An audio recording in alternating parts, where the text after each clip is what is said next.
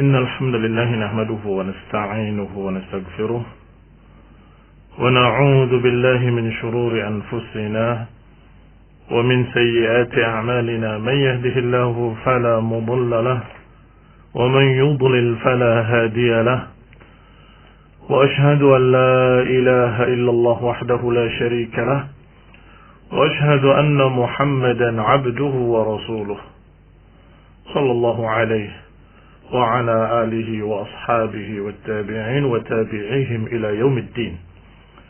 أما بعد, ikhwani fi din, a'azzakumullah, para pendengar radio Indosiar yang kami hormati. Kita masuk pada hadis yang ketiga dari bab pertama, babul ikhlas wa ihdarun niyah. Masya Allah, kita sangat kagum dengan susunan Imam Nawawi rahimahullah dalam menyulam atau menyusun mutiara-mutiara hikmah dari Quran dan Sunnah dengan tataan yang sangat rapi dan bagus. Dikumpulkan dalam babul ikhlas ayat Allah Subhanahu wa taala tentang keikhlasan. Wa ma umiru illa liya'budullah mukhlishina lahuddin. Bahwa kita tidak diperintah kecuali untuk beribadah dengan ikhlas. Dibawakan pula ayat yang berkait dengan masalah bahwa yang diterima oleh Allah Subhanahu wa taala bukan dagingnya, bukan darahnya dari korban-korban kalian, tetapi apa yang ada di dalam dada, yaitu ketakwaan. Itu pada ayat kedua. Demikian pula pada ayat ketiga tentang masalah Allah Maha melihat. Qul in tukhfu ma fi sudurikum aw tubdu ya'lamhu Allah. Katakan, apa yang kalian sembunyikan dalam dada-dada kalian ataupun yang kalian tampakkan, semua Allah tahu. Artinya ketiga ayat ini, barakallahu fiikum, disusun oleh beliau masing-masing memiliki satu sisi pandang dalam keikhlasan. Yang pertama, perintah untuk ibadah dengan ikhlas. Yang kedua, ilmu bahwa yang akan dilihat oleh Allah dan akan diterima oleh Allah adalah ketakwaan dalam hati. Berapapun engkau infakkan, sebesar apapun, kalau nggak ada keikhlasan, nggak ada nilainya. Itu ayat kedua. Ayat ketiga, berita bahwa Allah Maha mengetahui apa yang ada di dalam dada. Yang artinya bahwa niat itu dalam hati, keikhlasan itu di dalam hati. Maka apa yang ada dalam hati itu yang Allah nilai nantinya. Barakallahu fiikum. Kemudian dibawakan hadis-hadis yang sahih, yang paling sahih dulu dari muttafaq alaih Bukhari dan Muslim, baru yang berikutnya. Sehingga dia susun rahimahullahu ta'ala wa ghafarallahu lahu wa liwalidayh. Disusun pertama hadis innamal a'malu binniyat. Sudah kita bahas kemarin atau sebelumnya, yaitu tentang amalan tergantung niatnya, dan setiap orang akan mendapatkan apa yang diniatkannya. Ini sebagai kaidah. Kaidah dalam masalah keikhlasan adalah innamal a'malu binniyat. Yang namanya amalan tergantung niat-niatnya. Demikian pula setiap orang akan mendapatkan apa yang diniatkan dalam hatinya. Walaupun kadang upaya kebaikan kita gagal, qadarullah, dengan takdir dari Allah, tetapi niat kita untuk berbuat baik sudah didapatkan dan ada pahalanya. Ini Masya Allah kaidahnya, walikul limri'in ma nawa. Setiap orang akan mendapatkan apa yang diniatkannya.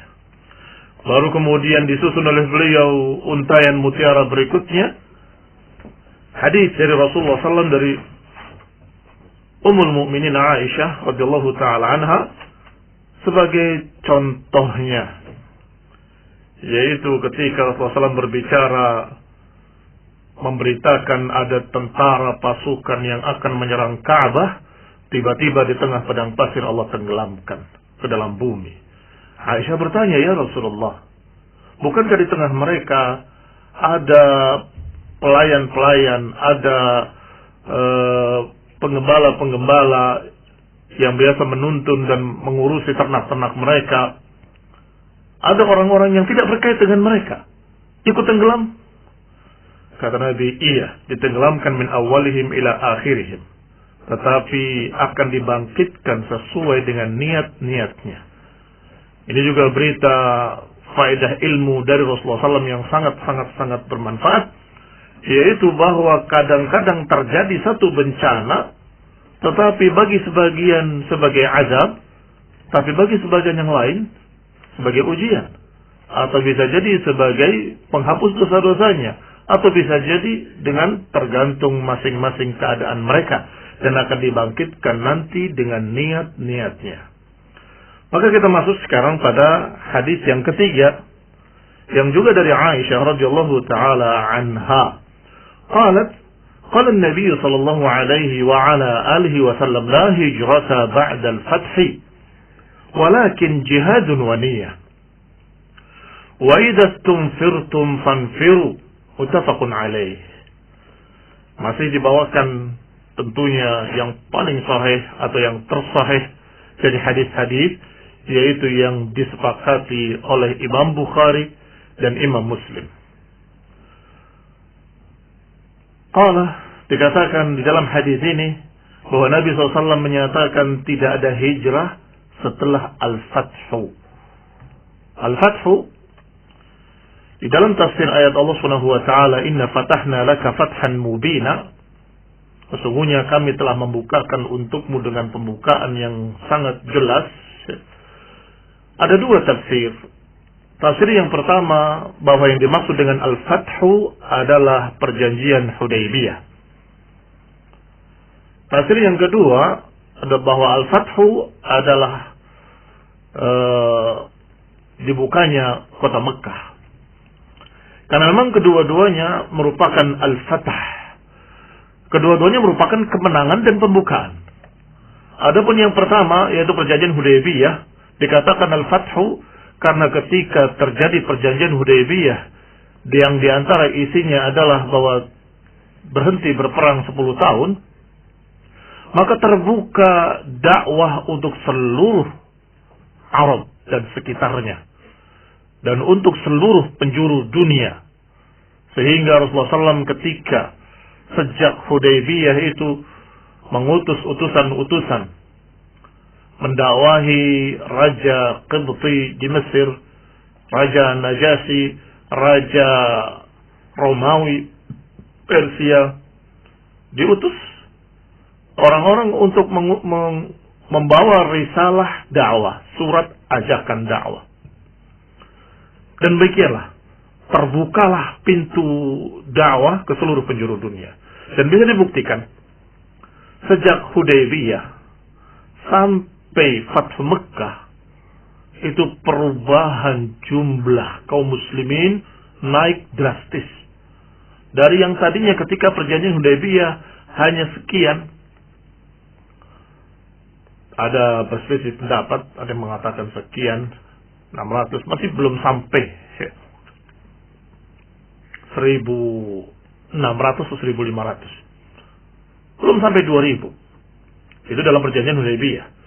Tetapi setelah Fathu Mekah, kaum muslimin sudah berjumlah 12.000 lebih. Itu menunjukkan bahwa Al-Hudaybiyah adalah Al-Fath.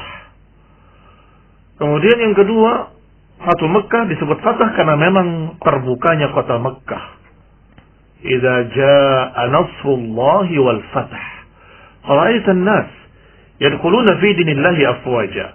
Kata Allah, dan ketika kami berikan kemenangan dan pembukaan kota Mekah, maka kamu lihat manusia masuk ke dalam agama Allah berbondong-bondong, bergelombang-gelombang. Qabilah demi qabilah, suku demi suku masuk Islam. Masya Allah. Maka kata Nabi di sini, la hijrata ba'dal fathi. Enggak ada hijrah ba'dal fath. Maka mengarah wallahu ta'ala alam adalah setelah terbukanya kota Mekah. Bahwa setelah terbukanya kota Mekah tidak ada lagi kewajiban hijrah. Sebagaimana disebutkan oleh Ibnu Allan ketika mensyarah Riyadhus Shalihin, kata Ibnu Allan rahimahullah, la hijrata ilal madinati wajibah ala man amana wa amina ala dinihi ba'dal fathi. Makna hadis ini kata beliau, tidak ada hijrah ke Madinah. Enggak ada hijrah ke Madinah. Atas siapa yang beriman dan dalam keadaan aman di negerinya, tidak ada kewajiban untuk hijrah ke Madinah ba'dal fathi. Artinya kewajiban hijrah ke Madinah secara khusus sudah tidak ada. Karena para ulama menyatakan bahwa kewajiban hijrah dari tempat yang dia tidak bisa menegakkan agamanya ke tempat yang dia bisa menegakkan agamanya, maka tetap diperintahkan. Karena ayatnya masih berlaku.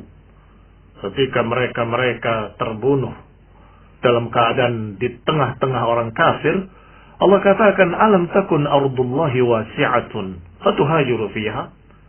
Bukankah bumi Allah itu luas dan engkau bisa hijrah di dalamnya? Ini menunjukkan bahwa siapa yang tidak bisa menegakkan keislaman di negerinya, maka diperintahkan dia untuk hijrah ke tempat yang dia bisa menegakkan agamanya lebih sempurna. Barakallahu fiikum. Tetapi hijrah ke Madinah sudah tidak ada kewajiban lagi.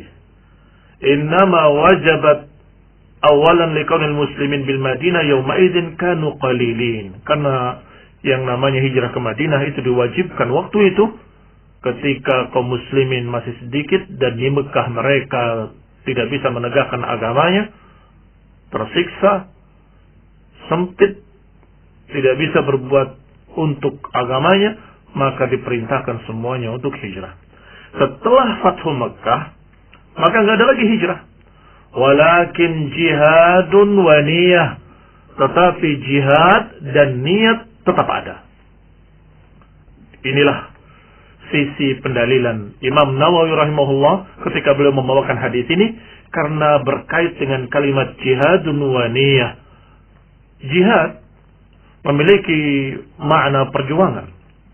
Dan perjuangan itu bisa dengan lisan, bisa dengan amalan perbuatan, bisa dengan harta.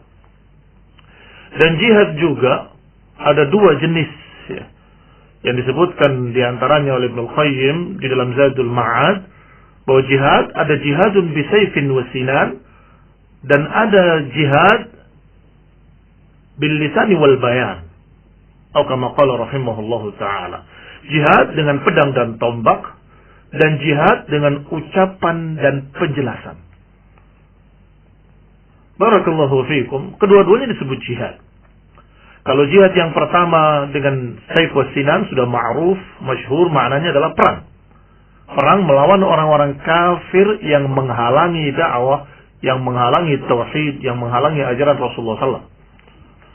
Sedangkan yang kedua, bil lisani wal bayan, adalah dengan dakwah, menjelaskan keislaman atau menjelaskan agama ini, menerangkannya dan membantah orang-orang yang membuat pengkaburan-pengkaburan. Ini juga jihad. Karena memang kaum muslimin diserang dari dua arah. Secara fisik kadang-kadang, tetapi kadang-kadang yang lain secara wazul fikri, perang pemikiran. Kalau diserangnya, dihalanginya dengan fisik, maka kita pun melawannya dengan fisik. Kaum muslimin adalah para pemberani. Kaum muslimin seharusnya adalah orang-orang yang siap untuk menjadi tentara-tentara Allah yang membela agamanya dari serangan-serangan orang-orang kafir. Tetapi yang sering terjadi justru bukan perang secara fisik, tetapi ghazul fikr, perang fikir. Mereka akan melancarkan tuduhan-tuduhan terhadap Islam. Islam ajarannya begini, Islam ajarannya begitu, agama Islam mengajarkan terorisme, agama Islam mengajarkan begini, tuduhan-tuduhan palsu. Yang tentunya juga harus kita bela agama ini dengan apa? Dengan lisan wal bayan, dengan lidah, ucapan-ucapan tentunya, dan penjelasan-penjelasan, dan juga dengan tulisan-tulisan tentunya termasuk di dalamnya. Subhanallah, kalau dibandingkan jihad pertama secara fisik dan jihad kedua, mana yang lebih tinggi? Ikhwan ibn a'azakumullah, kata Syekhul Islam Ibnu Taimiyah rahimahullah, beliau menyatakan bahwa jihad yang pertama disebut jihadul awam. Sedangkan jihad yang kedua disebut jihadul khawas. Awam, bukan bahasa Indonesia artinya orang awam begitu, bukan. Walaupun ada sedikit kesamaan makna. Awam dalam artian umum. Jihad umum. Artinya setiap orang yang tidak cacat, normal, bisa mengangkat senjata, pedang, dan tombak, maka dia bisa perang. Bisa berjihad dengan jihad pertama. Tetapi jihad kedua, kata beliau rahimahullah, jihadul khawas. Jihad orang-orang khusus. Tidak bisa dilakukan kecuali oleh ahlul ilmi. Tidak bisa dilakukan kecuali oleh para ulama. Orang-orang yang memiliki ilmu. Makanya jihadul khawas. Jihadnya orang-orang khusus. Ikhwan fillah a'azakumullah. Maka jihad yang kedua ini tentunya pada waktunya, maka ini adalah perkara yang sangat istimewa karena tidak bisa dilakukan kecuali orang-orang tertentu saja. Pengkaburan-pengkaburan dan syubhat-syubhat tidak bisa dibantah oleh orang-orang yang tidak memiliki ilmu. Tetapi para ulama tegak di front terdepan untuk membantah pengkaburan-pengkaburan tadi, untuk membantah tuduhan-tuduhan orang-orang kafir tadi, dan juga ahlul dalal, tuduhan-tuduhan ahlul dalal. Walhamdulillah rabbil alamin, semoga Allah merahmati mereka para ulama. Baik. Kemudian diiringi kalimat jihad dengan niat. Hijrah ke Madinah sudah tidak ada lagi karena Mekah sudah dibuka. Tetapi jihad terus tidak berhenti. Perjuangan membela agama tidak akan pernah berhenti selama-lamanya. Baik. Waniyah dan juga niat. Karena mereka, kaum muslimin dan kita semuanya, tidak semuanya mampu untuk menegakkan jihad. Maka siapa yang mampu menegakkan jihad, maka diperintahkan mereka untuk menegakkan jihad tadi. Apakah jenis pertama ataupun jenis kedua ataupun kedua-duanya. Tetapi kalau tidak mampu bagaimana? Niat. Dia punya niat. Kalau saya mampu, saya akan bela agama ini. Sehingga Nabi pernah bersabda, sallallahu alaihi wa ala alihi wasallam, "Man lam yaghzu wa lam yuhaddis nafsahu bil ghazwi." Siapa yang tidak pernah berjihad dan tidak pernah meniatkan dalam hatinya untuk berjihad, disebutkan matinya mati yang jelek. Dalam riwayat mati jahiliyah. Mengapa? Karena niat pun tidak ada. Tidak ada pembelaan terhadap agamanya sendiri. Maka orang ini dipertanyakan, apakah kamu ini benar-benar muslim? Kalau muslim pasti ada keinginan untuk membela agamanya, membela keyakinannya. Kalau dia tidak mampu dengan tangan dan badannya karena dia lemah atau karena dia cacat atau tidak mampu karena fisiknya, maka paling tidak niat itu ada dalam hatinya. Demikian pula yang kedua, jihad dengan ilmu. Mungkin bagi mereka yang punya ilmu mampu untuk menegakkan jihad tersebut. Tetapi siapa yang tidak memiliki ilmu atau kurang atau pas-pasan, dia tidak mampu untuk menegakkan jihad kedua ini, dia harus bertekad dan berniat. Kalau saya mampu, saya akan bantah mereka. Atau dia menjadikan dirinya sebagai perantara. Datang kepada para masyayikh, para ulama. Wahai para ulama, wahai para masyayikh, ini ada tuduhan begini-begini, tolong berikan kami penjelasan bantahan terhadap itu. Kami akan sebarkan. Maka saling dukung-mendukung, ta'awun untuk bisa menegakkan jihad kedua ini. Ini juga barakallahu fikum dikatakan harus ada dalam diri-diri kita jihadun wa niyah.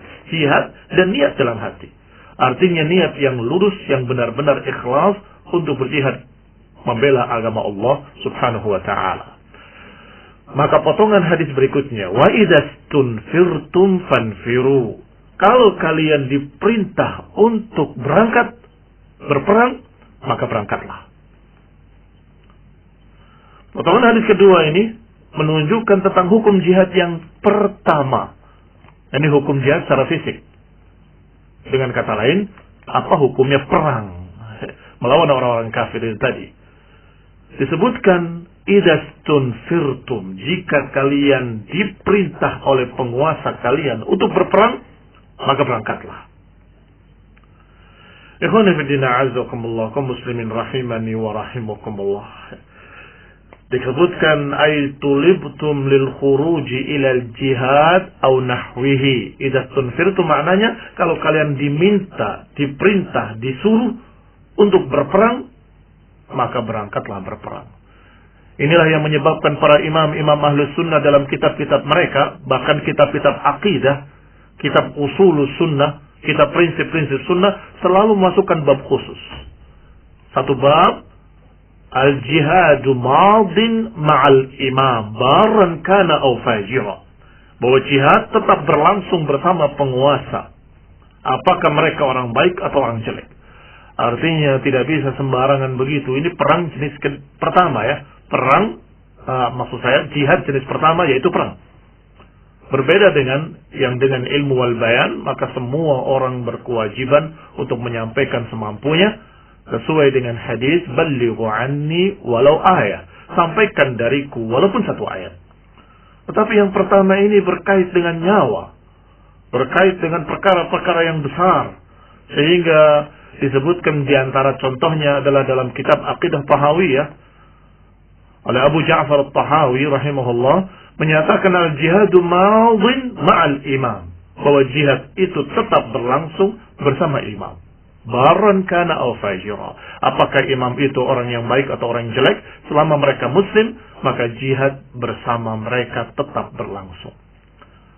Yang kedua, kita dapatkan juga dari potongan hadis terakhir ini, dastunfirtum fanfiru, kita mendapatkan hukum jihad tidak selalu sama. Pada saat tertentu jihad itu tidak sampai kepada wajib. Jihad yang pertama saya maksud perang. Tetapi kapan jadi wajib? Fardu ain. Jadi wajib fardu ain kalau sudah ada tanfir. Kalau idastunfirtum fanfiru kata Nabi. Kalau nggak ada istinfar, kalau nggak ada tanfir dari penguasa, maka tidak terjadi jihad jenis pertama ini. Baik.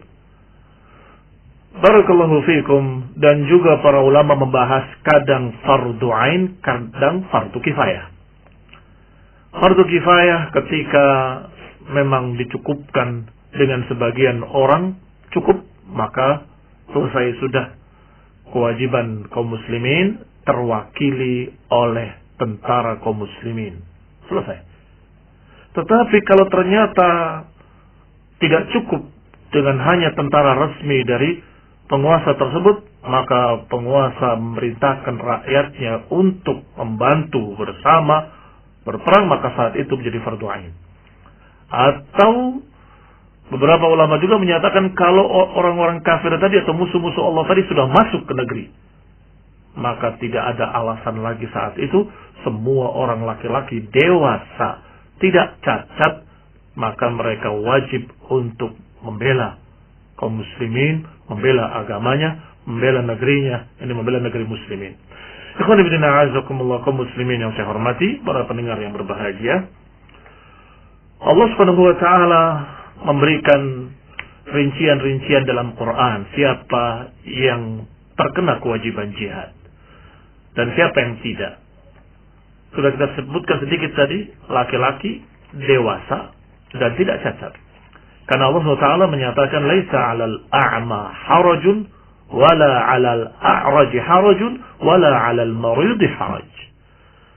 Tidak ada kewajiban bagi yang buta, nggak ada kewajiban bagi yang pincang, dan nggak ada kewajiban bagi yang sakit, kata Allah Ta'ala.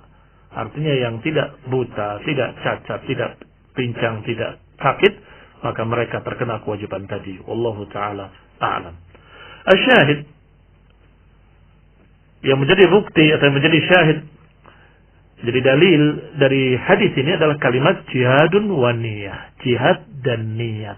Artinya harus ada keikhlasan dalam hati, meniatkan pembelaan agama karena Allah Subhanahu wa ta'ala. Imam An-Nawawi rahimahullah menyebutkan sedikit komentar di dalam hadis yang ketiga ini. Kata beliau, wa ma'nahu la hijrata min Makkah li'annaha sarat darul Islam. Kata Nawawi, makna tidak ada hijrah adalah tidak ada hijrah dari Makkah. Karena saat itu Mekah sudah menjadi negeri Islam. Kaum muslimin yang saya hormati, maka dengan demikian selesai hadis yang ringkas dari Aisyah radhiyallahu taala anha tentang jihadun wa niyah. Wallahu taala a'lam bis-shawab. Wa sallallahu ala Muhammadin wa ala alihi wa ashabihi wa sallama tasliman katsiran. Terima kasih atas nasihat Ustaz Muhammad bin Marsawid. Dan berikutnya adalah sesi tanya jawab. Silakan bagi Anda yang ingin bertanya. Ya, kita akan ikuti pertanyaan-pertanyaan dari pendengar. Bismillah, dari seorang pendengar ya. Bismillah, assalamualaikum warahmatullahi wabarakatuh. Afwan Ustaz, pertanyaan tidak sesuai dengan materi. Mau bertanya bagaimanakah hukum dan masa nifas wanita yang melahirkan dengan cara sesar? Atas penjelasannya, jazakumullah khairan.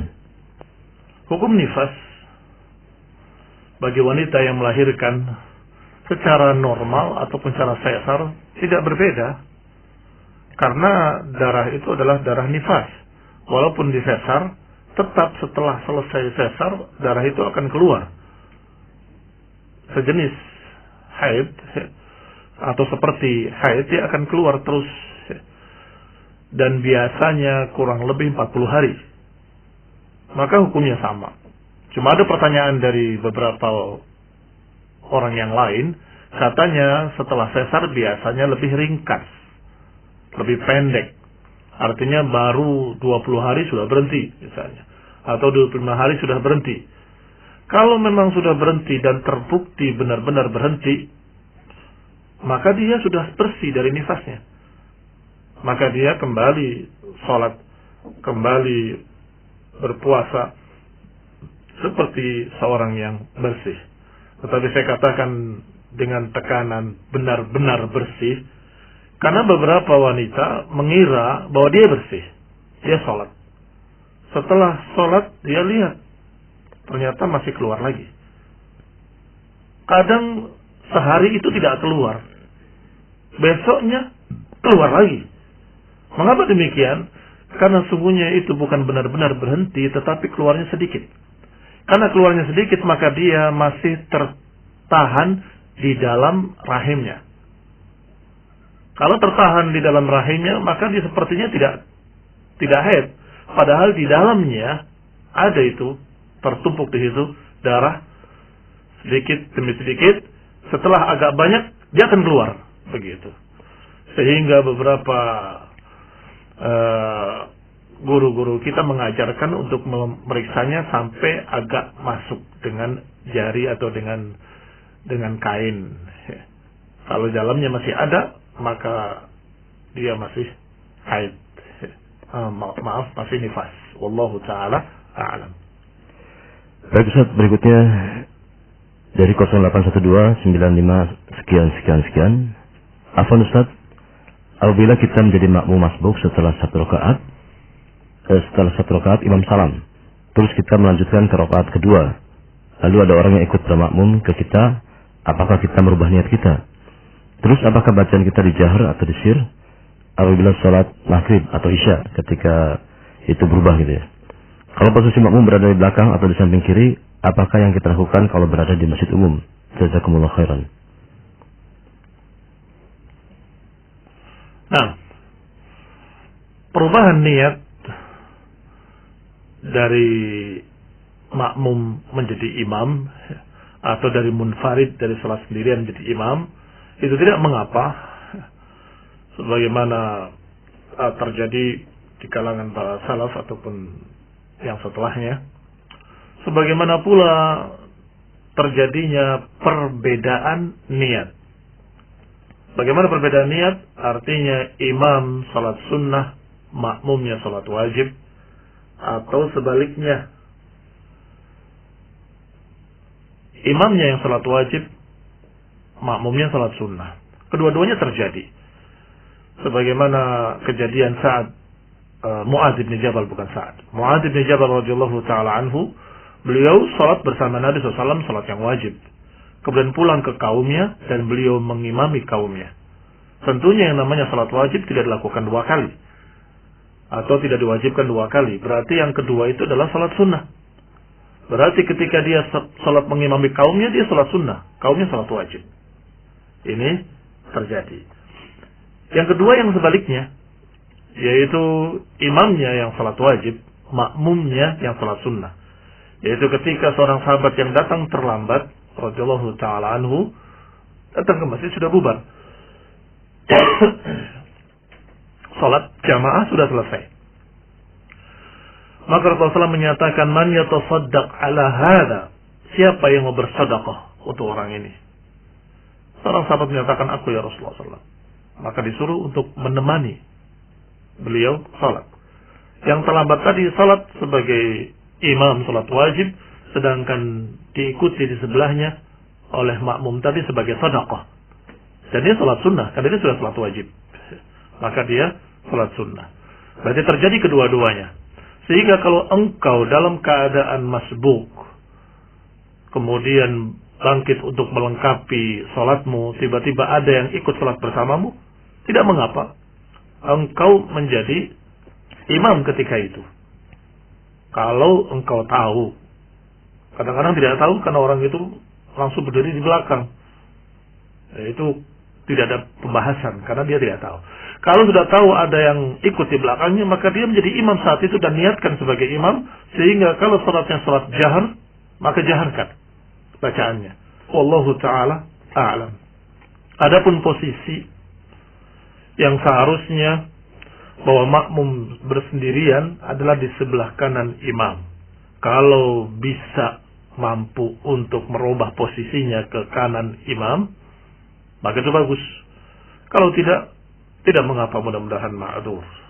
Wallahu ta'ala a'lam. Kemudian pertanyaan berikutnya, Ustaz. Bismillah. Afwan Ustaz, apa yang harus Anda lakukan apabila ketika Anda sedang berwudu, qadarullah azan berkumandang? Lebih afdal yang manakah, menjawab azan ataukah melanjutkan wudu dulu? Jazakumullah khairan. Itu pertanyaan kalau memang tidak bisa dilakukan kedua-duanya. Kalau bisa dilakukan kedua-duanya, nggak perlu pertanyaan ini toh. Kalau misalnya sholat dengan azan, kita mau sholat tahiyatul masjid dengan azan. Mungkin bermasalah, karena ini nggak mungkin sholat jawab azan. Tapi kalau berwudu tidak mengapa. Kamu sambil berwudu, sambil menjawab Allah Akbar.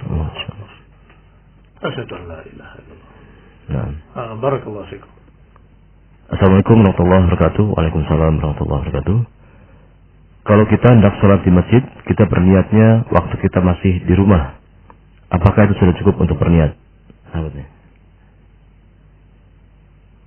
Maksudnya niat sholatnya? Oh iya, mungkin ya. Iya mungkin. Kalau kita hendak sholat ke masjid, kita berniatnya waktu kita masih di rumah. Apakah kita cukup untuk berniat? Ya, ketika dia berwudu, dia berniat akan sholat ke masjid. Memang para ulama merincikan, ketika engkau berangkat niat sholat apa? Kemudian setelah itu dia sebagai apa? Sebagai imam atau sebagai makmum? Rincian-rincian itu dibahas oleh para ulama dan semua harus ada dalam hati kita. Itu yang dijuluki dengan ihdharun niyah oleh Imam Nawawi dalam judulnya. Ihdharun niyah, menghadirkan niat. Sehingga dalam hati itu harus ada. Kamu ke masjid mau ngapain? Mau sholat. Kemudian sholatnya sholat apa? Sholat asar. Ila akhirnya. Untuk siapa? Untuk Allah Ta'ala. Nah, apakah itu sebagai adaan lillahi ta'ala atau sebagai qadaan? Qada itu mengganti. Kalau adaan kamu niatkan dalam hati, ini adalah adaan. Rincian-rincian itu, barakallahu fikum, paling tidak kamu dalam keadaan sadar, tahu dalam hatimu bahwa ini saya kerjakan sebagai penunaian ibadah kepada Allah Subhanahu wa ta'ala. Tidak mengapa ketika berjalan ke masjid atau di rumah sebelum berangkat. Nah, Bismillah. Sampai jalan masjid, ikut sholat, duduk segala macam, terus ditanya kamu sholat apa tadi? Tidak tahu. Ini berarti nggak benar nih, nggak punya niat dalam hatinya. Barakallahu fikum. Nah, pertanyaan terakhir, Ustaz. Nah, Afwan Ustaz, Anda mau bertanya. Anda punya teman Kristen, sudah belajar puasa dan juga mengetahui ilmu Islam. Tapi teman Anda belum bisa karena belum dapat hidayah, belum bisa masuk Islam mungkin ya. Apa yang harus Anda lakukan, Tad? Sudah belajar puasa, sudah mengetahui Islam, tapi tidak mau bersyahadat, begitu maksudnya? Iya, mungkin. Karena belum dapat hidayah. Nah, Tahu dari mana? ya mungkin belum menyatakan masuk Islam mungkin. Iya, kalimat belum dapat hidayah itu kan harusnya dari kita. Kita melihat dia kasihan belum dapat hidayah gitu. Dianya kenapa tidak mau mengucapkan syahadat? Kadang belum siap, Ustaz. Nah, itu jawabannya. Pemboikatan keluarga dan sebagainya mungkin kadang begitu. Padahal tidak harus ya, ikrar itu terang-terangan. Beberapa kaum muslimin di masa Rasulullah SAW, mereka bersyahadat dengan sembunyi-sembunyi. Tidak mengapa. Dia harus lebih takut kepada Allah Subhanahu wa taala daripada kepada manusia. Sehingga dia mungkin tidak menampakkan di hadapan keluarganya yang mungkin membencinya keislaman, tetapi dia sudah bersyahadat. Itu tidak mengapa. Barakallahu fikum. Sehingga semestinya kalau kita sebagai sahabatnya atau temannya, kita ingatkan, kamu syahadat di depan saya, selesai. Kamu sudah menjadi muslim. Untuk resminya itu nomor 2. Untuk KTP, untuk dipersaksikan kepada kaum muslim sebagainya. Itu nanti. Ketika memang sudah siap dan mampu dan kondisinya juga, situasinya sudah bisa mendukung, silakan. Tetapi bersyahadat, sejak sekarang kamu harus saksikan bahwa tidak ada yang berhak diibadahi kecuali Allah, dan sesungguhnya Nabi Muhammad SAW benar-benar Rasulullah. Selesai. Dia sudah dianggap sebagai seorang muslim. Mudah-mudahan kalau dia dihisab, dia sebagai muslim. Barakallahu fiikum. Ya.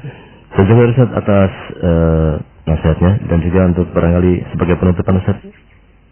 Untuk baik, jazakumullah khair. Alhamdulillah rabbil alamin. Semoga Allah taala memberikan kepada kita fawaid dari apa yang kita bahas, dan semoga kita mendapatkan taufik dari Allah SWT untuk bisa meniti jejak para ulama, para sahabat, dan meniti jejak Rasulullah sallallahu alaihi wa ala alihi wasallam. Wa sallallahu Muhammadin wa ala alihi wa ashabihi wa sallam tasliman katsira. Subhanakallahumma bihamdika asyhadu an la ilaha illa anta astaghfiruka wa atubu ilaik. Wassalamu alaikum warahmatullahi wabarakatuh. Waalaikumsalam warahmatullahi wabarakatuh.